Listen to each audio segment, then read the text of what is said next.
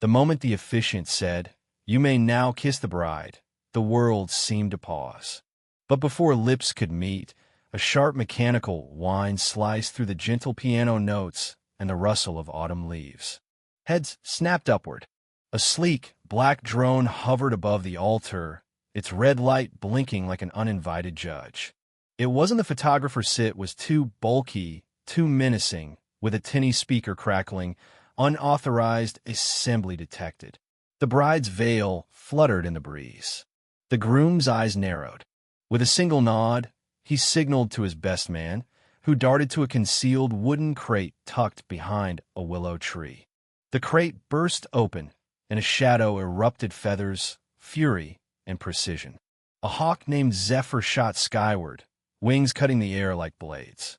Gasps rippled through the crowd as the drone veered, but Zephyr was locked on, a living missile trained for search and rescue, now turned mid-wedding avenger. The bride, Clara, whispered, "Is this for real?" The groom, Ethan, didn't look up. "She sent drones. I sent justice." 3 weeks earlier, Clara hadn't pictured a wedding in a sprawling vineyard outside Portland, Oregon, on October 15th, 2024.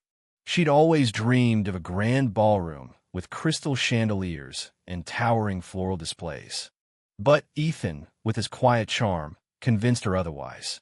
His family's vineyard was a slice of magic-rolling hills, a shimmering pond, and a massive cedar tree that felt like it held centuries of secrets. Best of all, it was far from the city's noise and the prying eyes of the local homeowners association, or so they thought. Clara, a high school art teacher who lived for oil paints and cozy scarves, seemed an unlikely match for Ethan, a falconer who trained birds of prey for disaster response and ran survival camps for teens. Yet their differences sparked joy. Her soft laughter balanced his steady intensity, and they wanted a wedding as real as their love. Planning was simple: 50 guests, a stage by the cedar, a taco truck, and rows of wooden benches. Ethan even crafted a perch for Zephyr, his trusted hawk, to stand as a silent guest of honor. Everything was perfect until Vanessa heard about it. Vanessa wasn't invited. She wasn't supposed to know, but in a small town, secrets travel fast. A chatty florist mentioned the wedding while arranging Clara's bouquet, and within hours, Vanessa, the self-proclaimed guardian of the Pine Hollow HOA, was on the move. She didn't knock when she arrived at the vineyard, striding in with her designer sunglasses perched like a tiara, trailed by Greg, her nervous assistant clutching a tablet. "This is a public event," she declared, stepping onto the freshly laid aisle cloth. "There are rules, zoning, permits, safety protocols." Ethan, ever polite, explained the vineyard was private land, outside HOA control. Vanessa ignored him, pointing at Zephyr's perch. A wild predator at a wedding? That's a liability. Clara tried to explain Zephyr's training, but Vanessa wasn't listening. She was commanding. By the end of her tirade, she labeled the wedding an unauthorized use of shared airspace and promised to take action. Greg snapped photos, his hands shaking. That night, as Clara hung lanterns, a drone buzzed low over the vineyard. Ethan stood beneath it, arms crossed, tracking its path. It lingered, then darted away. "Vanessa's testing us," he said. Clara wanted to brush it off, but the drone returned, first watching, then blaring messages. "This area is restricted." Guests helping with setup grew uneasy. One cousin swatted at it with a broom. Another accidentally clipped it with a frisbee. Vanessa retaliated, filing noise complaints and trying to fine Ethan for hazardous wildlife because of a vineyard goat named Otis, who mostly slept in the shade. Ethan stayed calm, Clara thought, until she saw him positioning Zephyr's launch post near the altar. "What's the plan?" she asked, eyes narrowed. "Insurance," he replied, patting Zephyr, "for when HOA games go airborne." Wedding day dawned golden, the pond reflecting a cloudless sky.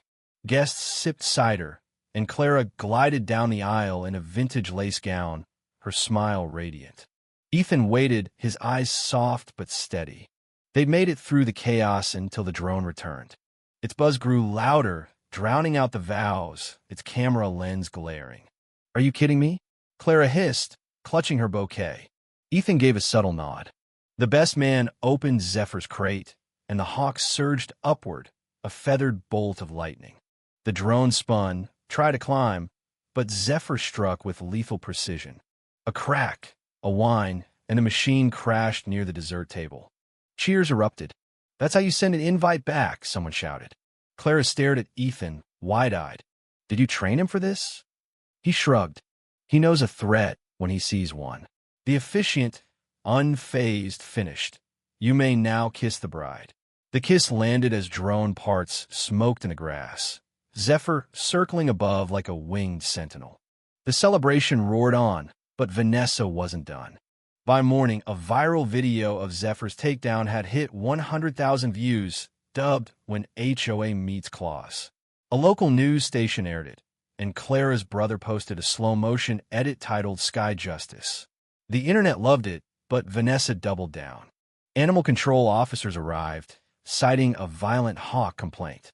Clara handed them a binder of Zephyr's permits and certifications, prepared weeks in advance. The officers left, one snapping a photo with Zephyr. Vanessa then called the sheriff, alleging noise violations and drone terrorism. Sheriff Daniels, who'd known Ethan since childhood, laughed and texted, "Tell Zephyr he's got my badge." But Vanessa's next move stunned them. An emergency HOA meeting passed a flight ban, outlawing non-domesticated avian creatures in HOA airspace. It was absurd, a legal fiction aimed at criminalizing Zephyr. Clara and Ethan fought back. Clara posted a calm video online, exposing Vanessa's harassment and the ordinance's lunacy. It exploded, resonating with anyone who'd faced petty tyrants. Then came a bombshell. Clara's cousin, a city clerk, forwarded a leaked contract revealing Vanessa's plan to deploy surveillance drones across Pine Hollow, profiting through a shell company. The wedding had been a test run.